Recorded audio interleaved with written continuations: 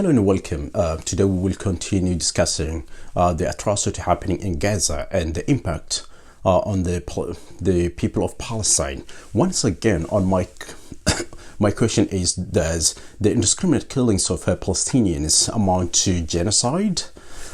So, on my previous video, I made similar claims that what's happening in Gaza and the systematic killings of Palestinians can undoubtedly be classified as genocidal acts. This claim is not simply my opinion, but is based on the definition of genocide established right after the formation of the State of Israel in 1948.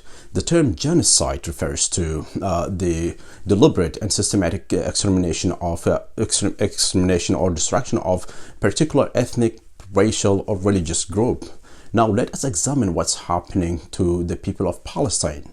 Palestinians are being evicted from their homes and are being replaced by Jewish settlers, many of whom are migrants from Europe and America. To make my point clear here, I am a human rights activist. I don't have any hate against any group of people. So let us continue.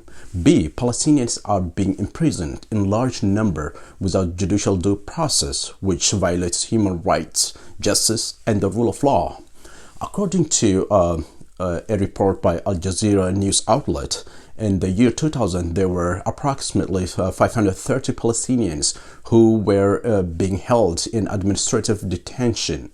Administrative detention refers to the practice of detaining individuals without formally charging them with any crime or granting them a fair trial. Therefore, the use of administrative detention is a violation of human rights, despite calls from the international human rights organizations. The system is still in place in Israel. In so-called democratic countries, often seen as champions of human rights, there exists something called judicial due process. What does due process mean? It means that individuals suspected of any crime are given a fair trial and have access to proper legal representation, regardless of their skin color, race, religious affiliation, or country of origin. However, when it comes to Palestinians, such processes do not exist. Palestinians in Israel are arbitrarily detained without the right to due process, and there is a lack of accountability for those who randomly detain and arrest Palestinians. Especially among police officers and Israeli soldiers. It seems like they have full immunity to arrest, torture Palestinians at random. C. Palestinians are facing collective punishment.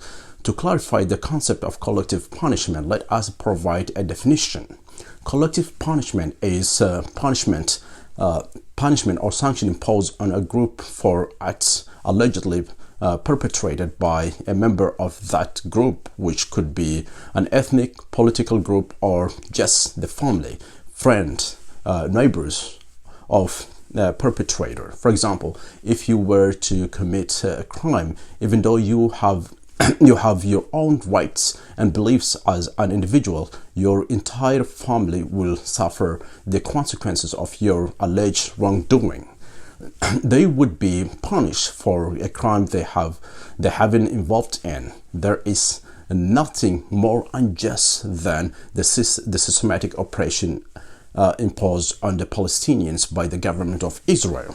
The Palestinians are experiencing a situation where they are living as if they do not have a recognized statehood in their own homeland. Similar to apartheid regime that came to an end in 1994 in South Africa, there existed numbers of locations, streets within the occupied land where Palestinians are not allowed to access. The Israeli government imposes restrictions on the movements of Palestinians. Palestinians in Gaza are currently facing indiscriminate killings and bombardments, which can be considered as evil acts and potentially a war crime. We cannot simply ignore the high number of civilians casualties resulting from Israel's military aggression in Gaza. The disproportionate use of force by the Israeli military already claimed lives of many innocent Palestinians, mostly including women and children. The destruction of homes, infrastructures, hospitals, and other essential facilities, increasing the sufferings of Palestinians. Imagine the suffering of Palestinians, a population that has endured decades of hardship and adversity without any significant resolution or relief. The Palestinian people have faced numerous challenges, including displacement, loss of land and homes, restrictive economic instability, and limited access to basic resources such as water and healthcare. It is inhumane for the government of Israel to create an environment where survival is increasingly challenging for the Palestinians since the traumatic event known as Nakba, which means catastrophe in English. Palestinians' lives never been easy. Their suffering has persisted for several decades. It is morally unacceptable they have to endure such pain for such a long time. I will be back shortly. Thank you.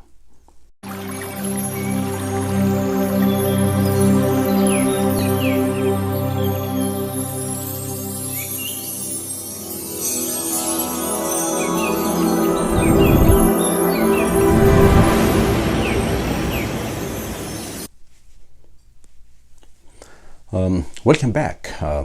We have already discussed a lot. So now let us talk about the recent developments concerning the war in Gaza. South Africa has recently filed a case against Israel at the International Court of Justice, accusing Israel of genocide.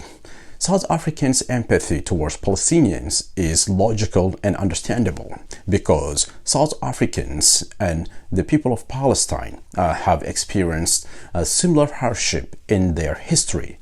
During the apartheid regime, black South Africans endured comparable suffering until it ended in 1994.